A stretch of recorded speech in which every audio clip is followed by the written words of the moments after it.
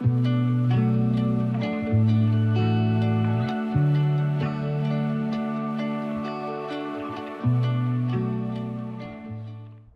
and welcome to Panteg. This may seem a very strange place to be standing and talking about a Rail 200 video, but I'm going to break the rules and convention a little bit and talk about a railway which didn't really and hasn't really been part of the South Wales Valley, but certainly is part of the South Wales border. The railway is the Newport, Abergavenny and Hereford Railway, and the reason I'm standing here is just behind me was where it all happened. The 1840s, the heart of railway mania. And quite frankly, the reason I'm covering it is because of a couple of architectural features that this railway company left behind for us. And the reason I'm standing here is just behind me was where the Monmouthshire Railway Company ended and the Newport, Abergavenny and Hereford Railway started. And it continued up through, surprise, surprise, Abergavenny, and surprise, surprise, ended up at Hereford. Now, they started off with grand ideas. They were going to build a railway to Brecon, to Hereford, to Cardiff, but then the big railway bubble burst and they scaled back the ideas. Now, of course, it's very easy to obtain building rights, but the Newport, Abergavenny and Hereford Railway were very crafty because there were already tramways running between Hereford and Abergavenny. The Hereford tramway, the Grossmont tramway and the Crumlin Viaduct tramway. And by buying all three of these, it gave them a clear path all the way to Abergavenny. They then just needed to build the line from Abergavenny down through Pontypool and to the border, as I mentioned, at Panteg. 6th of December 1853, the station at Barton Street in Hereford opened and passenger services were able to start. They connected with the Shrewsbury and Hereford Railway in the north and with the Monmouthshire Railway in the south. They had a straight run from Newport all the way up through Hereford, Shrewsbury and then beyond. But that wasn't why they built it. They built it because they wanted to get into the South Wales valleys, and they hooked up with the Merthyr, Tredegar and Abergavenny Railway, which latterly became part of the London North Western Railway family. And then they decided they were going to plough on into the Taff Valley and try and link up with the Taff Vale Railway at Quakers Yard. And in doing so, they kind of had to build a few structures along the way. Their ambition was to reach the Taff Vale.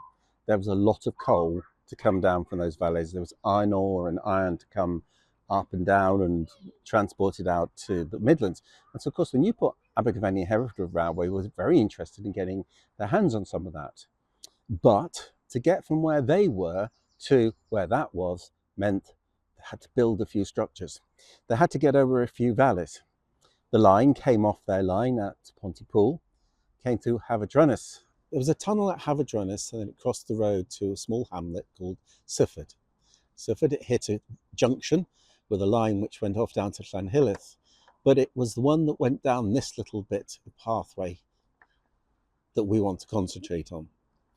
Because at the end of this, it would have disappeared into nothingness and over Crumlin Viaduct. There's a lot been said and written about Crumlin Viaduct, some of it vaguely accurate. However, I did a video about it a couple of years ago, and Thomas Kennard's iron masterpiece is really genuinely something to be amazed about.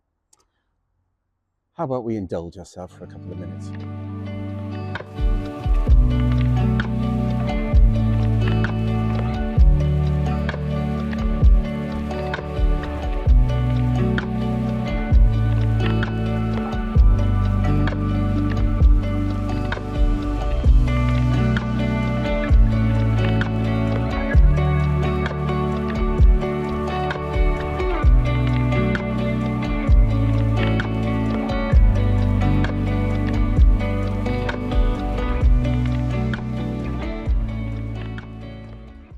After Crumlin, the line passed through Crumlin Viaduct and then headed through a short tunnel at Massicummer and on to the next viaduct.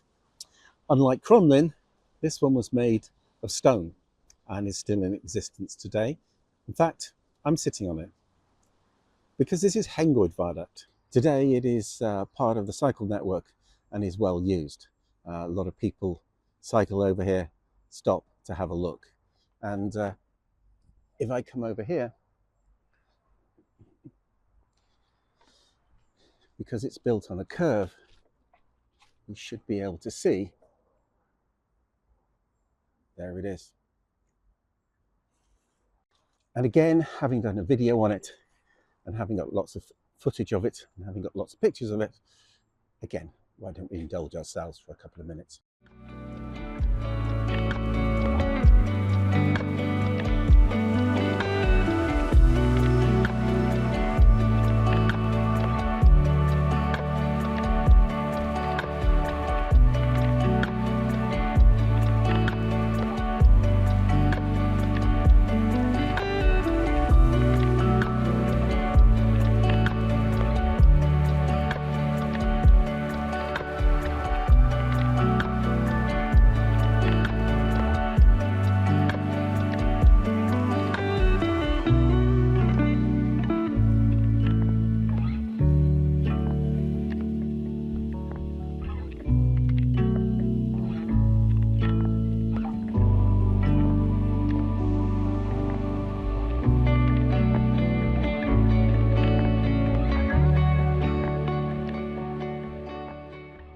On the 11th of January 1858, the line, having passed through Nelson, reached Quaker's Yard, and it was mission accomplished.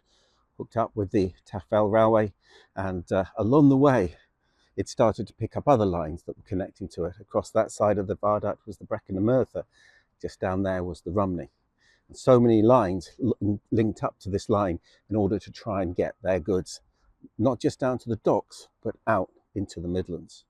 Of course, round about this time in the early days of railway mania and new railways, mergers and takeovers were rife. And in fact, the Newport, Abergavenny and Hereford Railway became part of the West Midland Railway in 1860. And then a few years later, 1863, that all became part of the Great Western Railway before grouping. Like so many lines in the 20th century, with grouping in 1921, with the nationalisation in 1948, and of course rationalisation after that, a lot of these lines started closing. Crumlin Viaduct was a casualty of the beaching cuts, and it was demolished not long afterwards. Today, all that's left of the Newport, Abergavenny and Hereford Railway is, well, the line, the Welsh Martius line, Hereford, Abergavenny, then Pontypool, Cwmbran, down to Newport. So the Newport, Abergavenny and Hereford Railway, I thought it deserved a place in the Rail 200 videos, purely and simply because of these two incredible structures, which people still talk about today. The one that's long gone, and the other one that still survives and stays in the memories of everybody who uses it. I'll be out doing more, so the usual stuff, the like, the subscribe, hit the bell notification, tell your friends I'm here, and until next time.